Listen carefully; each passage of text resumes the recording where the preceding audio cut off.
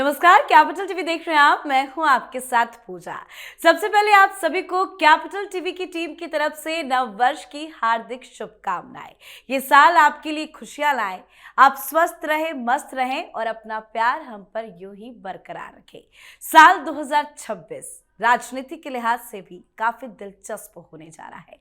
2026 भारतीय राजनीति का वो साल होगा जिसे सामान्य कहना सबसे बड़ी भूल होगी। कई राज्यों में चुनावी माहौल बनेगा जहां सत्ता की नहीं बल्कि राजनीतिक अस्तित्व की लड़ाई लड़ी जाएगी। बीजेपी के लिए ये साल अपनी जड़ें और मजबूत करने का मौका होगा, तो वहीं विपक्ष के लिए आखिरी चेतावनी। 2026 में ही अवैध घुसपैठियों को खात्मा मोदी सरकार का प्रण है।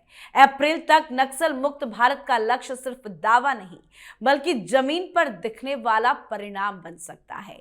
मोदी सरकार के कुछ संभावित फैसले 2026 में पूरे सिस्टम को हिला सकते हैं। हर बड़ा कदम विपक्ष के भीतर बेचैनी बढ़ाएगा और यही बेचैनी उनकी राजनीति की सबसे बड़ी पहचान बन जाएगी।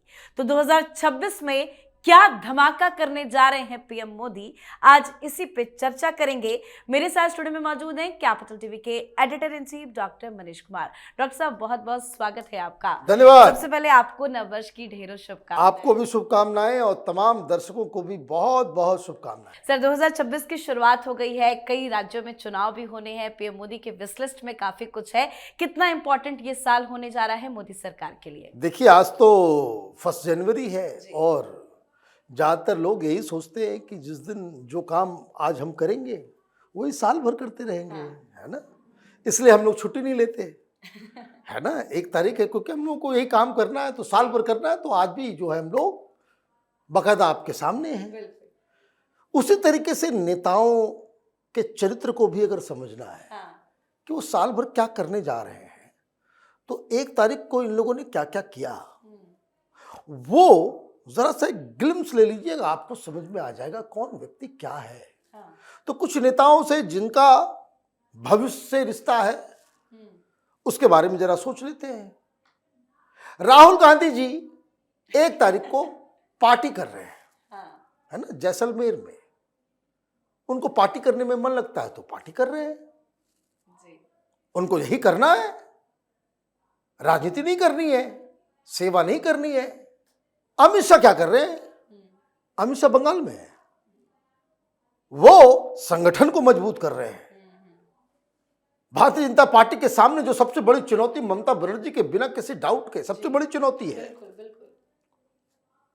उससे कैसे 2-2 हाथ करना है, चुनाव में परास्त करना है, स्ट्रेटजी। और लोगों से और खबरियां आ रही है कि जितने भी ग्रुपिज्म थे वो सारे जनता जो है हैप्पी न्यू ईयर के वहां रात में जो मीटिंग चल रही थी और जो तमाम जो अलग अलग ग्रुप्स बने हुए थे उसको सॉर्ट आउट कर दिया। अब देखिए, हिंदुत्व का परचम लहराना है जिसको, वो राम मंदिर पहुंचे हुए थे योगी आदित्यनाथ, है ना। देखिए, उनको घुसपैठियों से प्रॉब्लम है तो वो नए नए योजनाओं के कैसे हम भगाएंगे बांग्लादेशी घुसपैठियों को असम से, वो हेमंत बिश्व शर्मा कर रहे हैं। सवाल प्रधानमंत्री क्या कर रहे थे? तो प्रधानमंत्री के बारे में मालूम चला कि वो कल से ही लगातार मीटिंग्स कर रहे हैं और 1 तारीख की जो पहली मीटिंग उनकी है वो प्रगति उसकी मीटिंग थी। ये क्या है concept? Proactive governance and timely implementation, कि सरकार की योजनाओं को किस तरीके से प्रोएक्टिव तरीके से सरकार आगे काम कर सकती है और टाइमली इंप्लीमेंटेशन कर सकती है, इसके ऊपर तमाम कंसर्न लोगों के साथ प्रधानमंत्री वहां मीटिंग कर रहे हैं। 31 तारीख की शाम वो तमाम इकोनॉमिस्ट से मिल रहे थे। क्या है एजेंडा उनका? ये प्रगति क्यों है, ये प्रगति क्यों बनाया गया, इसका कॉन्सेप्ट किस लिए है?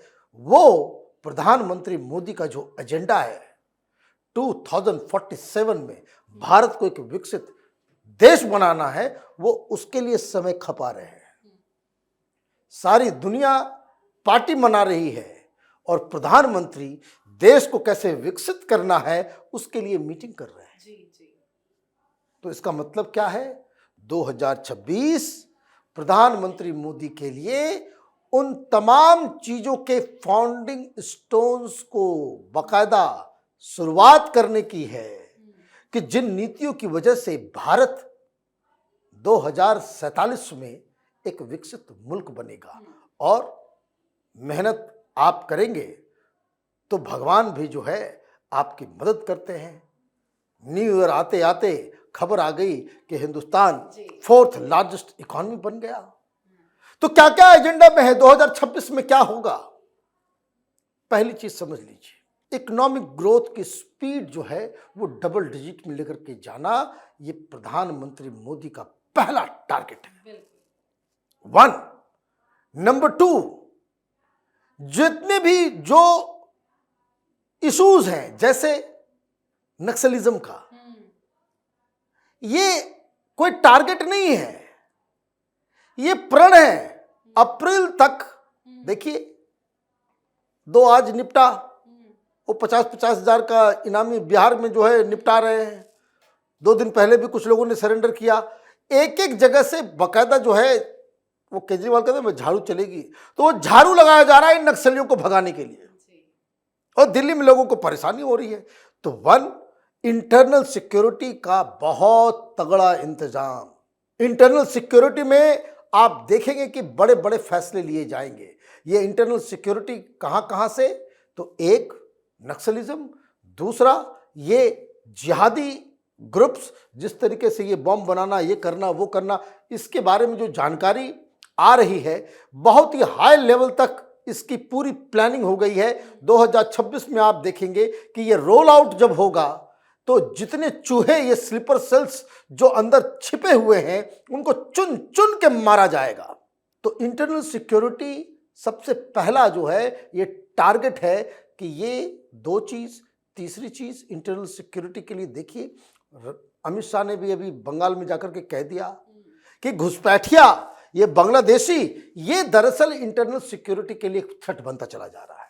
तो चाहे वो बॉर्डर को टाइट करना हो, ये जो इन्फिल्ट्रेशन है उसको रोकना हो, तो ये एक आधार होगा। क्योंकि आप इस बात को समझिए, सोसाइटी में जितना उपद्रव कम होगा, धमाके कम होंगे, जहां सिक्योरिटी शांति ज्यादा होगी, इन्वेस्टमेंट उतना ज्यादा आएगा।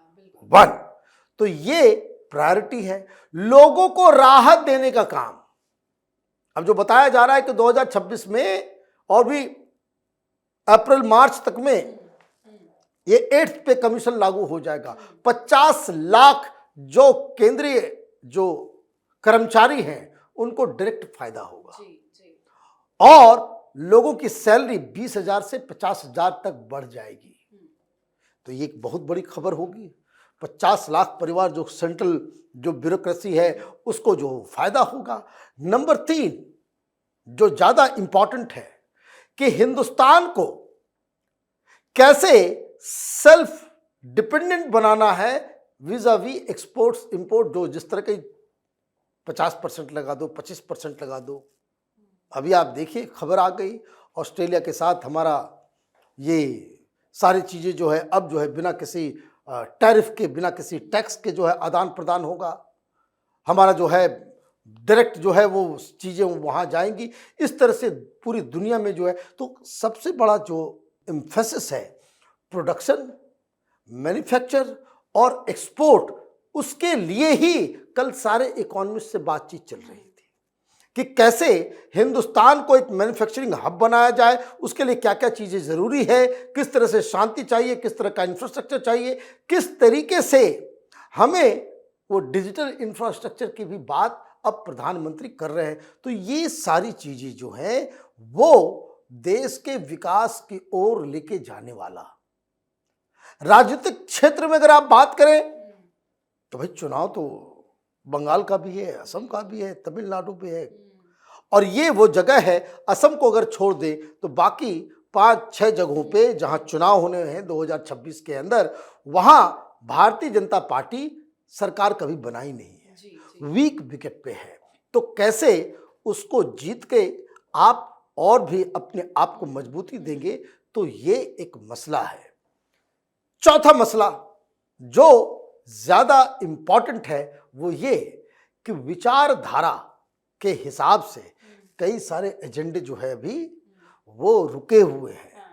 बताया ये जा रहा है कि बिल्कुल ये जो 2026 जो होगा वो हिंदुत्व, हिंदुस्तान की संस्कृति, हिंदुस्तान के नॉलेज सिस्टम और हिंदुस्तान की पहचान को आगे बढ़ाते हुए, प्रधानमंत्री मोदी हमेशा कहते हैं कि सुपर पावर नहीं बनना, सुपर पावर नहीं बनना।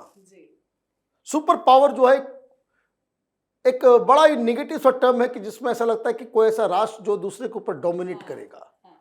प्रधानमंत्री हमेशा कहते हैं कि विश्व गुरु बनना है, गुरु बनना और लठायत बनना, है ना डिफरेंस। तो वो चाइना और अमेरिका नहीं बनना है। और आप देखिए कि बहुत सारे लोग अब इस बात को लेकर के कह रहे हैं कि प्रधानमंत्री मोदी की जो फॉरेन पॉलिसी है वो it is deeply rooted in Hindu philosophy.